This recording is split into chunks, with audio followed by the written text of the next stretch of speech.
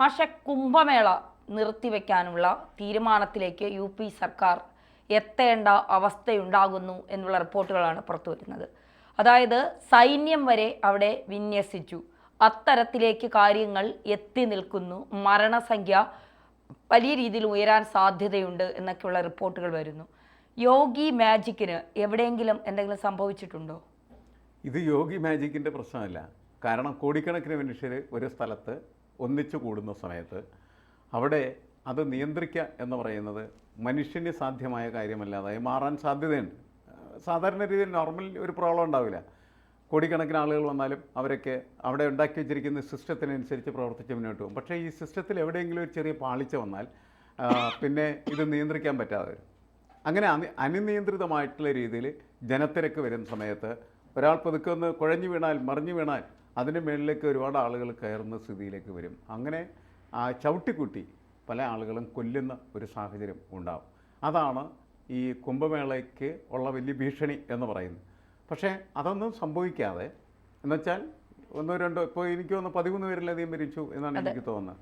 അപ്പോൾ അങ്ങനെ സംഭവിക്കുമ്പോഴാണ് അത് പ്രശ്നമായിത്തീരുന്നത്. കാരണം എന്ന് വെച്ചാൽ പിന്നെയും അത് പെട്ടെന്ന് മരണസംഖ്യ കൂടുന്ന തരത്തിലേക്ക് കാര്യങ്ങൾ പോവുകയാണെന്ന് വെച്ചാൽ അത് നിർത്തിവെക്കേണ്ടി വരും. പക്ഷേ തൽക്കാലം അത് നിർത്തിവെക്കാൻ സർക്കാർ ഉദ്ദേശിച്ചിട്ടില്ല. സർക്കാരിനെ സംബന്ധിച്ചിടത്തോളം അത് ഭംഗിയായിട്ട് നടക്കുന്നതിലാണ് അവരുടെ ഒരു കാര്യപ്രാപ്തി എന്താണ് എന്ന് വിലയിരുത്തപ്പെടുകയുള്ളൂ. അതൊരു വെല്ലുവിളിയാണ്, ഒരു ചലഞ്ചാണ്. ആ ചലഞ്ച് ഏറ്റെടുക്കാൻ തന്നെയാണ് സർക്കാർ തീരുമാനിച്ചിരിക്കുന്നത്. അതുകൊണ്ടാണ് സൈന്യത്തെ അവിടെ നിരത്തിയിരിക്കുന്നത്. സൈന്യമാണ് ഇനി അതെല്ലാം നിയന്ത്രിക്കുന്നത്. സൈന്യം നിയന്ത്രിച്ചാലും ഈ പ്രശ്നങ്ങളൊക്കെ ഉണ്ടാകാൻ സാധ്യതയുണ്ട്. കാരണം ഇതാണ്, അത് ഒരുപാട് ആൾക്കൂട്ടമാണ്. ഈ ആൾക്കൂട്ടത്തെ ആര് പറഞ്ഞ് മനസ്സിലാക്കാനും, ആൾക്കൂട്ടത്തിൽ നിന്നും പറഞ്ഞ് മനസ്സിലാക്കാനായിട്ട് പറ്റില്ല.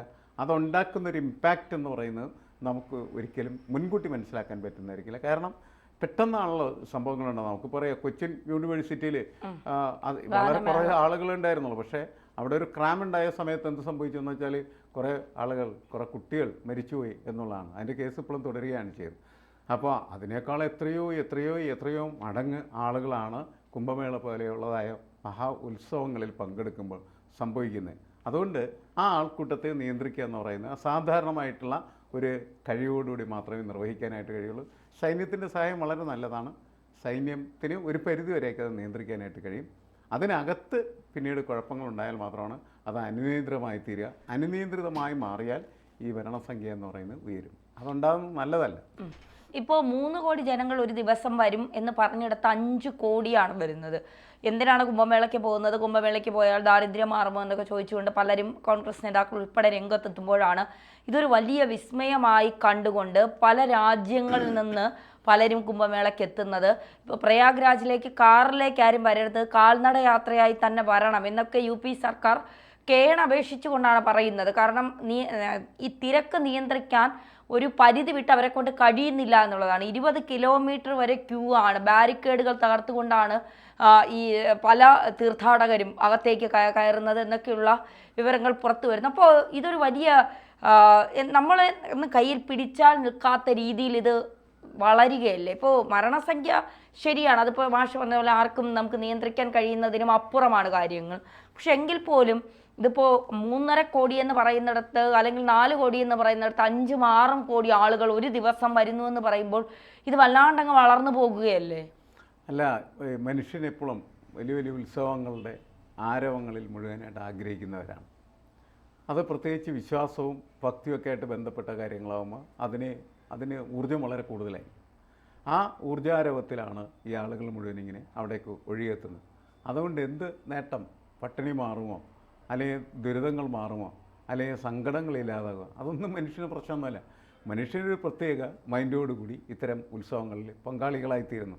നമ്മുടെ നാട്ടിൽ നടക്കുന്നതായിട്ടുള്ള ചെറിയ ചെറിയ ഉത്സവങ്ങൾ, വലിയ വലിയ ഉത്സവങ്ങൾ, പൂരം, ഇതൊക്കെ നമുക്കറിയാം. തൃശ്ശൂർ പൂരത്തിനൊക്കെ എത്രയോ ആളുകളാണ് വന്നു കൂടുന്നത്. അവിടെ ചിലപ്പോൾ ഈ വെടിക്കെട്ടും മറ്റുമൊക്കെ ഉണ്ടാകുന്ന കാര്യങ്ങൾ, അതിൽ എന്തെങ്കിലും ചെറിയ അപഭ്രംശം സംഭവിച്ചാൽ അത് പല ആളുകളുടെ മരണത്തിലേക്ക് കലാശിക്കാറുണ്ടെന്നുള്ള നമുക്കറിയാവുന്നതാണ്. അതുപോലെയാണ് തിരക്കിൻ്റെ കാര്യം ഇതുപോലെയൊന്നുമല്ല. കാരണം അവിടെ എത്ര ആളുകൾ മരിക്കുന്നു എന്നതിൽ നമുക്ക് പറയാനായിട്ട് പറ്റില്ല.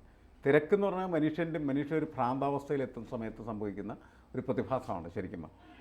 വലിയ ആൾക്കൂട്ടങ്ങളിൽ ചിലപ്പോൾ വളരെ ചെറിയ തോതിൽ ഉള്ള ഒരു പ്രശ്നമായിരിക്കും ഉണ്ടാകുന്നത്. ചിലപ്പോൾ ഒരാൾ വെറുതെ എന്ത് ചെയ്യുന്നു, മറ്റൊരാൾ ആക്രമിക്കുകയോ എന്തെങ്കിലുമൊക്കെ ചെയ്യുന്നത് പോലെ തോന്നിയാൽ പോലും അത് വലിയ ഒരു ആൾക്കൂട്ട പ്രശ്നമായി മാറിത്തരികയും ആ ആൾക്കൂട്ടത്തിന് ഉണ്ടാക്കുന്നതായിട്ടുള്ള ഇമ്പാക്റ്റ് എന്ന് പറയുന്നത് അവിടെ ആ പ്രദേശത്ത് വലിയ തിരക്കുണ്ടാക്കി കുറേ ആളുകൾ താഴെ വീണ് മറ്റാളുകളെല്ലാം അതിൻ്റെ മുകളിൽ കൂടി ഓടിപ്പോയി, അങ്ങനെ അവരൊക്കെ മരിക്കുന്ന രീതിയിലേക്ക് എത്തിച്ചത്. ശരിക്കും പറഞ്ഞാൽ സ്റ്റാമ്പേഡ് അവിടെ ഉണ്ടാവുകയാണ് ചെയ്തത്. അതിലേക്ക് വരുന്നത് ഈ ഒരുതരം ഭക്തി ലഹരി ആയി മാറുന്നതിൻ്റെ ഫലമായിട്ടാണ്. അത് കൂടി വരികയാണ് ചെയ്തത്.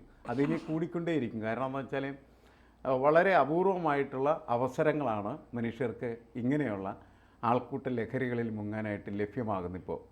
കാരണം പഴയ ഒരു കാലത്തിൽ നിന്ന് പുതിയ കാലത്തിന് ഒരുപാട് വ്യത്യാസം. ആ വ്യത്യാസം സാങ്കേതികവിദ്യയുടെ വ്യത്യാസമാണ്. ഇപ്പം മനുഷ്യനുമായിട്ട് ഇങ്ങനെ മുട്ടി നിൽക്കുന്ന, മനുഷ്യനെ കാണുന്ന അവസരങ്ങൾ തന്നെ കുറഞ്ഞിരിക്കുകയാണ് ചെയ്യുന്നത്. ബഹുഭൂരിപക്ഷം നമ്മൾ പ്രയാഗരാജിൽ പോകുന്നതിന് പകരം പല ആൾക്കാരും ടി വിയുടെ മുന്നിൽ കയറിയിരുന്ന് പ്രയാഗരാജിൽ മുങ്ങിക്കുളിക്കുന്നത് ആസ്വദിക്കുന്ന ആളുകളാണ്. എന്നുവെച്ചാൽ അവർ അവിടെ പോകാതെ ആ ഒരു അനുഭൂതി ടി വിയിലൂടെ നേടിയെടുക്കാനായിട്ട് ശ്രമിക്കുന്നു. അങ്ങനെ ടി വി മനുഷ്യൻ്റെ ജീവിതത്തെ ഒരു പ്രോക്സിയാക്കി മാറ്റി കഴിഞ്ഞിരിക്കുകയാണ്.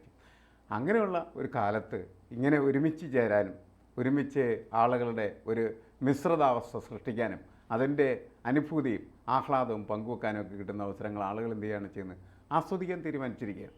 ആ ആസ്വാദനമാണ് ഇതിനെ ഓരോ ദിവസവും വലുതാക്കി കൊണ്ടിരുന്നത്.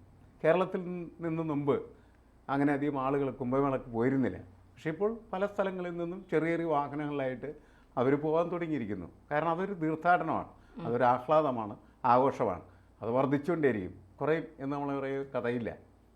ഈ ഇപ്പം വിമർശിക്കുന്നവർക്ക് വീണ് കിട്ടിയ ഒരു അവസരമാണ് ഈ തിരക്ക് മൂലം ഉണ്ടായി 13 മരണങ്ങൾ, അല്ലെങ്കിൽ മരണസംഖ്യ ഇനിയും ഉയരാൻ സാധ്യതയുണ്ടെന്നൊക്കെ ഉള്ളത്. അപ്പോൾ ഈ വിമർശനങ്ങളൊക്കെ ഏത് തരത്തിലായിരിക്കും ഇനി UP സർക്കാർ നേരിടാൻ പോകുന്നത്? അല്ല, വിമർശനങ്ങൾ ഏത് കാര്യത്തിനാണ് വിമർശനമില്ലാത്തത്? എന്ത് പ്രവർത്തനങ്ങൾ ഉണ്ടായിക്കഴിഞ്ഞാലും അതിന് വിമർശനങ്ങളുണ്ട്. വിമർശനങ്ങൾക്ക് കൃത്യമായിട്ടുള്ള കാരണങ്ങളും ഉണ്ടാകും. കാരണം എല്ലാ കാര്യങ്ങളും എപ്പോഴും പെർഫെക്റ്റായി തീരുകയല്ല ചെയ്യുന്നു. പെർഫെക്റ്റായി തീർന്നാൽ പോലും അതിൽ ഒരു പെർഫെക്ഷൻ ഇല്ലായ്മ കണ്ടെത്താനായിട്ട് എതിർ മനസ്സുകൾ എപ്പോഴും എന്ത് ചെയ്തുകൊണ്ടിരിക്കും, ശ്രമിച്ചുകൊണ്ടിരിക്കും. പിന്നെ രാഷ്ട്രീയമാണ്. അപ്പോൾ ഒരു രാഷ്ട്രീയ പാർട്ടി BJP ആണ് ഇപ്പോൾ ഇവിടെ ഭരിക്കുന്നത്, യോഗി ആദിത്യനാഥാണ്. പല പ്രശ്നങ്ങളും നിരന്തരമായിട്ട് അദ്ദേഹത്തിന് ഇഷ്ടമുള്ള രീതിയിൽ പ്രവർത്തിച്ച് ചെയ്തുകൊണ്ടിരിക്കുന്ന ഒരാളാണ്. ബുൾഡോസറൊക്കെ വെച്ച് എതിരാളികളായിട്ടുള്ള ആളുകളുടെ വീടുകളൊക്കെ തോണ്ടിത്തെറിപ്പിക്കുന്ന ഒരാളാണ്. പിന്നെ പല പ്രവൃത്തികളും അദ്ദേഹം ചെയ്യുന്നുണ്ട്. അപ്പോൾ എതിരാളികൾ എന്ന് പറഞ്ഞാൽ വളരെ കൂടും. അങ്ങനെയുള്ള എതിരാളികളെല്ലാം എന്തെങ്കിലും തരത്തിലുള്ള വീഴ്ച വന്നിട്ടുണ്ടെങ്കിൽ ആ വീഴ്ചകളിലേക്ക് തല നീട്ടിവെച്ച് അതിനെ പെരുപ്പിച്ച് കാണിക്കും. സ്വാഭാവികമായിട്ടുള്ള കാര്യമാണ്. UP സർക്കാരിനെതിരെ ഇവിടെ മരണസംഖ്യ ഉയർന്നു കഴിഞ്ഞാൽ വലിയ വിമർശനങ്ങളുണ്ടാകും.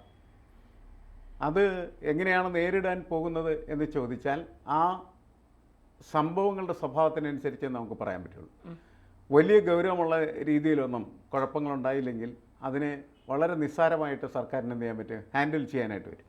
വിമർശനങ്ങൾ അപ്പോഴും ഉയർന്നിരിക്കും. പക്ഷേ അത് നമ്മളെ അമ്പരപ്പിക്കുന്നതും സങ്കടപ്പെടുത്തുന്ന തരത്തിലായി മാറിക്കഴിഞ്ഞാൽ സർക്കാരിന് അതിനെ ന്യായീകരിക്കാനായിട്ട് ബുദ്ധിമുട്ടായിരിക്കും. അപ്പോൾ ഉണ്ടാകുന്ന സംഭവങ്ങളുടെ സ്വഭാവങ്ങളുടെ അടിസ്ഥാനത്തിൽ മാത്രമേ വിമർശനത്തിൻ്റെ നിലനിൽപ്പും അതുപോലെ വിമർശനത്തിനെ പ്രതിരോധിക്കാനായിട്ടുള്ള സംവിധാനത്തിൻ്റെ സാധ്യതയും നമുക്ക് വിലയിരുത്താൻ കഴിയുള്ളൂ.